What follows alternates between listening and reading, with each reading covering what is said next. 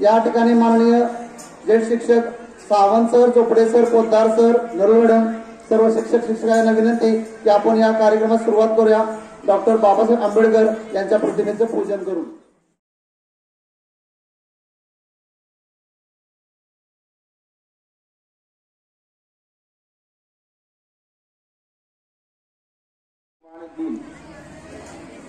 आता 14 एप्रिल 1891 उत्तर प्रदेशातील महू या गावी डॉक्टर बाबासाहेब आंबेडकरांचा जन्म झाला. त्यांचं पूर्ण नाव श्रेयसनाथ सांगितलं, भीमराव रावजी आंबेडकर.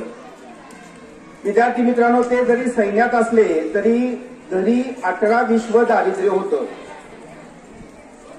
आता एखाद्या महापुरुषाचं नेतृत्व, कर्तृत्व, दातृत्व जर आपल्याला मापायचं असेल, जोकायचं असेल तर त्याला त्या काळामध्ये न्यावं लागतं. त्या काळातली सांस्कृतिक, सामाजिक, आर्थिक, राजकीय परिस्थिती मित्रांनो आपल्याला समजून घ्यावी लागते आणि मग त्याचं मोठेपण आपल्या लक्षात येतं. मित्रांनो, त्यावेळेला आपल्या भारतामध्ये जाती व्यवस्था होती, वेगवेगळे पंथ होते, धर्म होते आणि मग या जाती व्यवस्थेच्या गहन कार्यामध्ये डॉक्टर बाबासाहेब आंबेडकर सुद्धा अडकलेले होते. अस्पृश्य समजला जाणारा समाज, त्यामध्ये डॉक्टर बाबासाहेब आंबेडकरांचा जन्म झाला. मित्रांनो, त्यांनी हे एवढं मोठं पद, एवढी मोठी बिरुदावली त्या ठिकाणी मिळवली ती केवळ शिक्षणामुळं. शिक्षणाच्या आड कुठलीही परिस्थिती मित्रांनो येत नाही. ना जात येते, ना आपली परिस्थिती येते, ना गरिबी येते. आपल्या मनामध्ये जर असेल तर आपण उच्च कोटीचं शिक्षण घेऊ शकतो. हे डॉक्टर बाबासाहेब आंबेडकरांच्या प्रतिमेकडे बघितल्यानंतर आपल्या लक्षात येतं. मित्रांनो, त्यांना वर्गामध्ये सुद्धा बसण्याचा अधिकार नव्हता. आपण वर्गामध्ये बेंचवर बसतो, सर येतात, शिकवतात, पण अस्पृश्य समजल्या जाणाऱ्या विद्यार्थ्यांना त्यावेळेला बेंचवरती वर्गामध्ये बसण्याचा अधिकार सुद्धा नव्हता. त्यांना वर्गाच्या बाहेर बसून शिक्षण घ्यावं लागायचं. मित्रांनो, बाबासाहेबांनी आपल्या शिक्षकांना विचारलं की सर, मला असं बाहेर का बसवता? त्या शिक्षकांनी त्यांना सांगितलं, तुझं नशीब चांगलं आहे, तुला वर्गाच्या बाहेर बसून तर शिक्षण घेता येतं, अस्पृश्यांना शिक्षणाचा अधिकारच नाही. मित्रांनो, घरामध्ये लाईट नव्हती, रस्त्याच्या कडेला हे खांब दिसतात, त्यावरती लाईटा लागलेल्या असतात. त्या दिव्याखाली बसून बाबासाहेबांनी त्या ठिकाणी अभ्यास केला.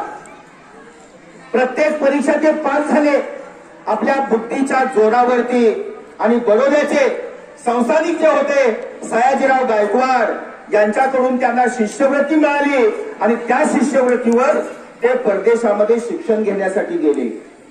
तिकडे जात असताना तिथं करार केला की तिकडून उच्च शिक्षण घेऊन आल्यानंतर मी या संस्थानामध्ये 10 वर्ष नोकरी करेन.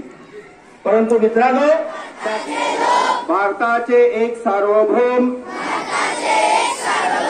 समाजवादी, धर्मनिरपेक्ष, लोकशाही गणराज्य घडविण्याचा व त्याच्या सर्व नागरिकास सामाजिक, आर्थिक व राजनैतिक न्याय, विचार, अभिव्यक्ती, विश्वास, श्रद्धा व उपासना यांचे स्वातंत्र्य, दर्जाची व संधीची समानता निश्चितपणे प्राप्त करून देण्याचा आणि त्या सर्वांमध्ये व्यक्तीची प्रतिष्ठा व राष्ट्राची एकता आणि एकात्मता यांचे आश्वासन देणारी बंधुता प्रवर्धित करण्याचा संकल्पपूर्वक निर्धार करून आमच्या संविधान सभेत आज दिनांक 26 नोव्हेंबर 1949 रोजी याद्वारे हे संविधान अंगीकृत आणि अधिनियमित करून स्वतः प्रत अर्पण करीत